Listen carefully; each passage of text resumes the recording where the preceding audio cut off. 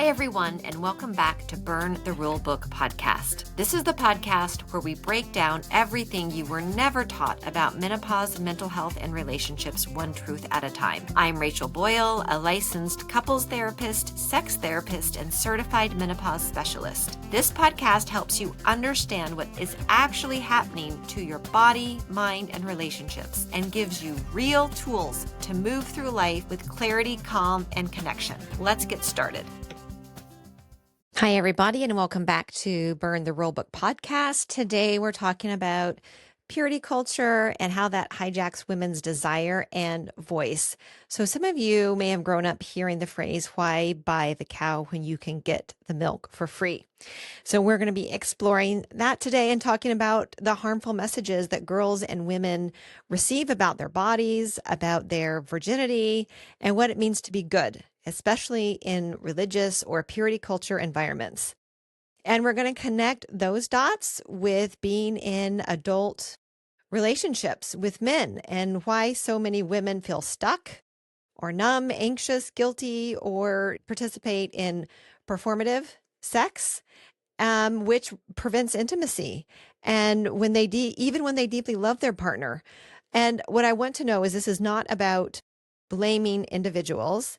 It really is about naming a system of messaging that shaped your nervous system, impacted your boundaries, and your sense of self-worth, often before you even had a language or an understanding of any of this. And I just want to say this episode isn't about attacking faith or shaming anyone's upbringing. It's about naming the conditioning that many women did not choose, but have been living with for decades. Because when you grow up learning that your body is too much or too desirous, or that you have to control how you look to keep men from having immoral or desirous thoughts about you, it doesn't just shape your beliefs, it shapes the safety that you feel inside of your own body. It shapes how you say yes, how you say no, or whether you can even really truly feel what you want to feel on the inside. And this is because these messages get planted super early in life.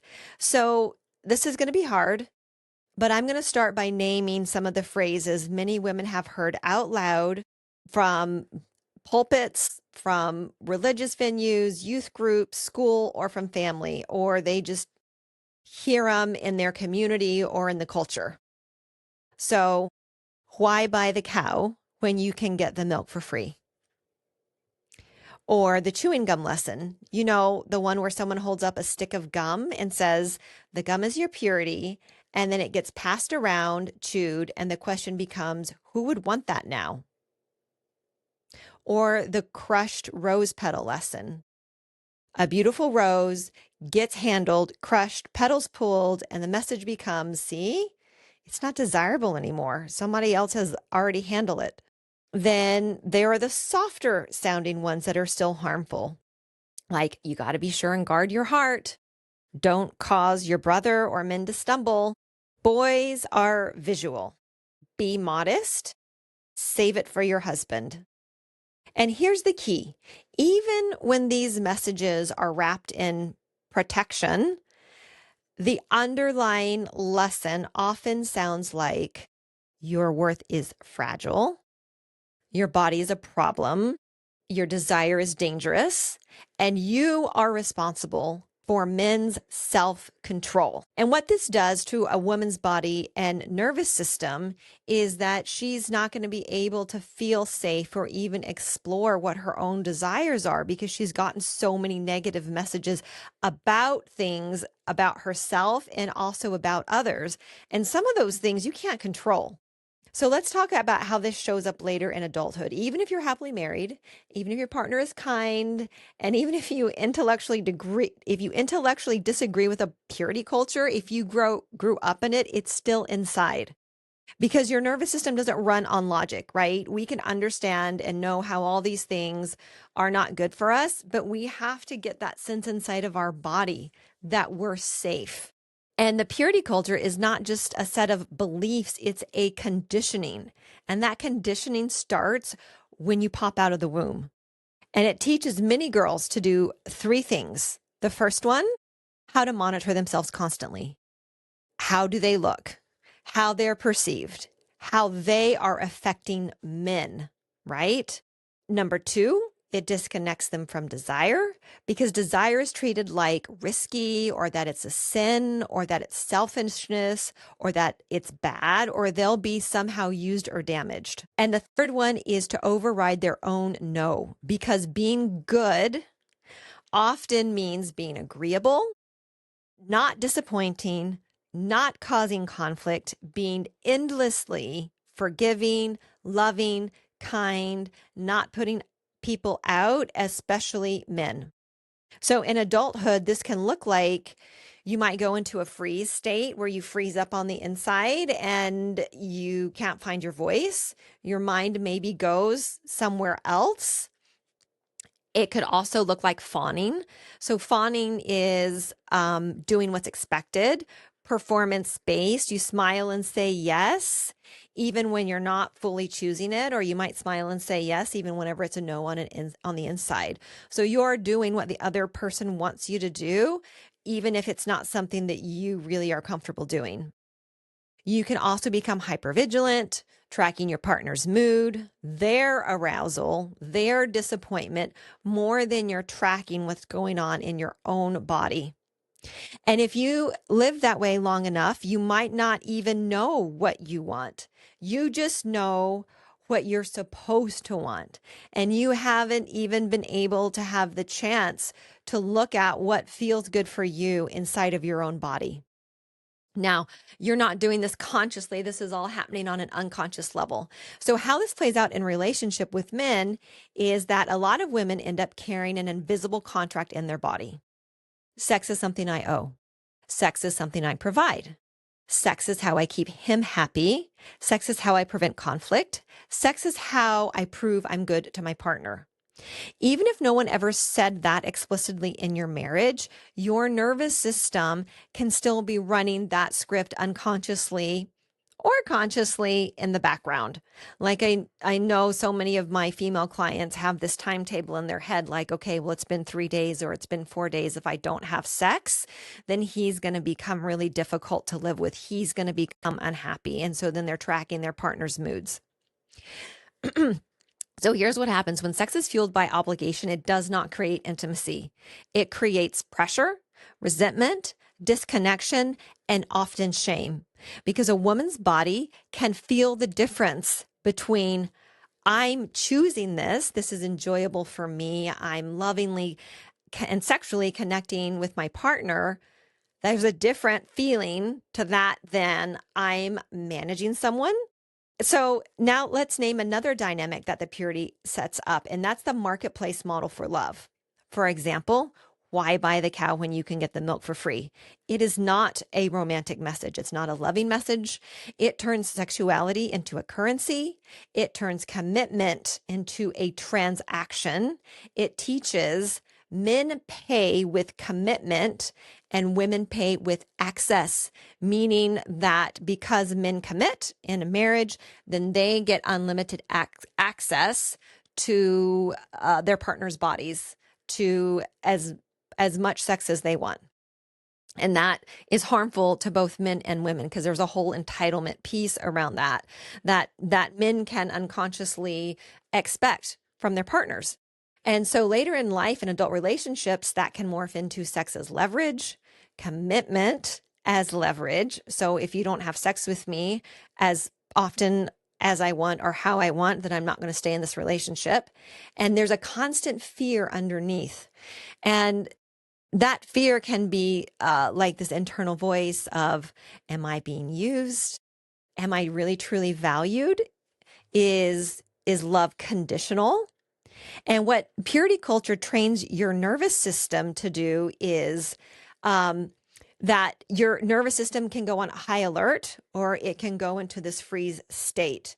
And the freeze state is like you're going blank during sex. You can't find your voice. You just let it happen.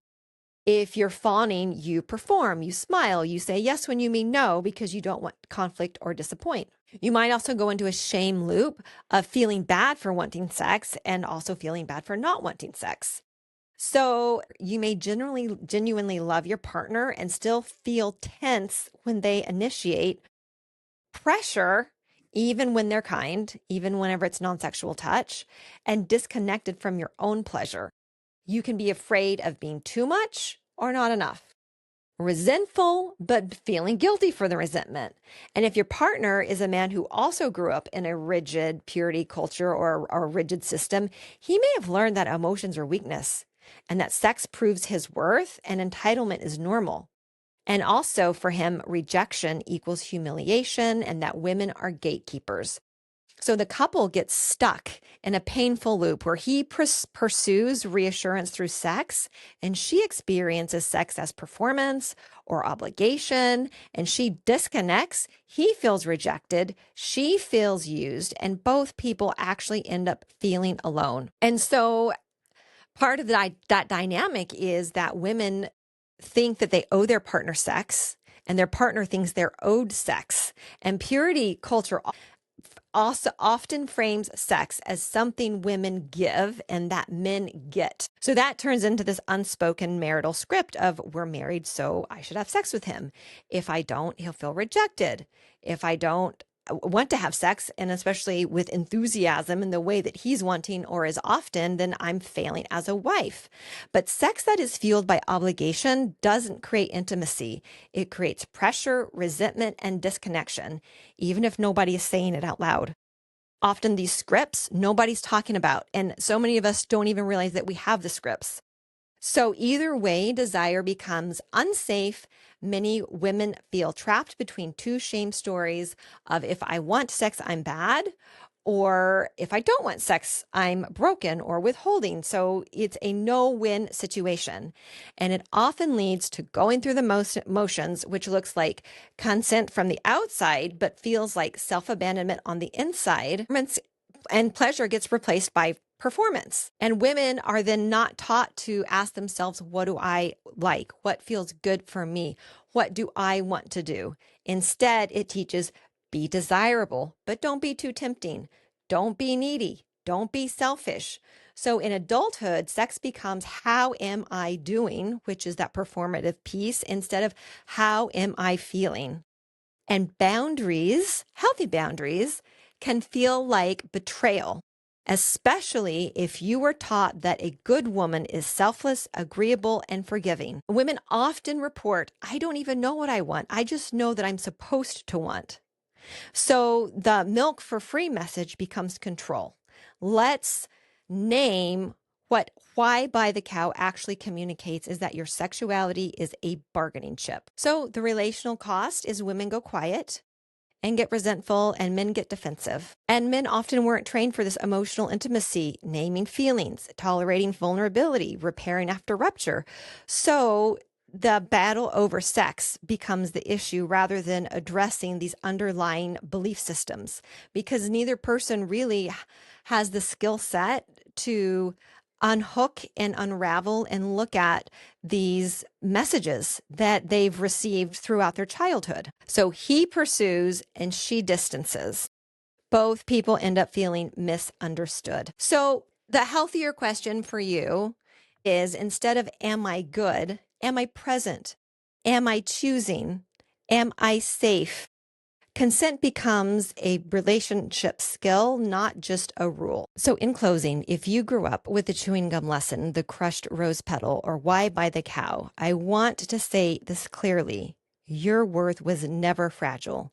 Your body was never a commodity, and your desire, whether high, low, returning, changing, complicated, doesn't determine your goodness. In adult relationships, healing looks like reclaiming your own sense of self, feeling safety in your own body, and learning how to talk about intimacy in a way that is mutual and shame-free. So if this episode hit something tender, take a breath and consider this as a next step. Pick one small sentence that honors your body and your voice this week, and then practice saying it out loud. Thanks again for listening. Feel free to like and share this with someone that you think this episode might help, and I will see you next time. Thanks for spending time with me today. I hope you found something helpful, validating, or just a little more human in our conversation. Remember, while I'm a licensed therapist, I'm not your therapist, and I'm not a medical doctor. This podcast is for informational and educational purposes only and does not constitute medical or mental health advice. For personalized care, please consult with a licensed healthcare provider or mental health professional trained in the area you're seeking support. You deserve expert guidance that's tailored just for you.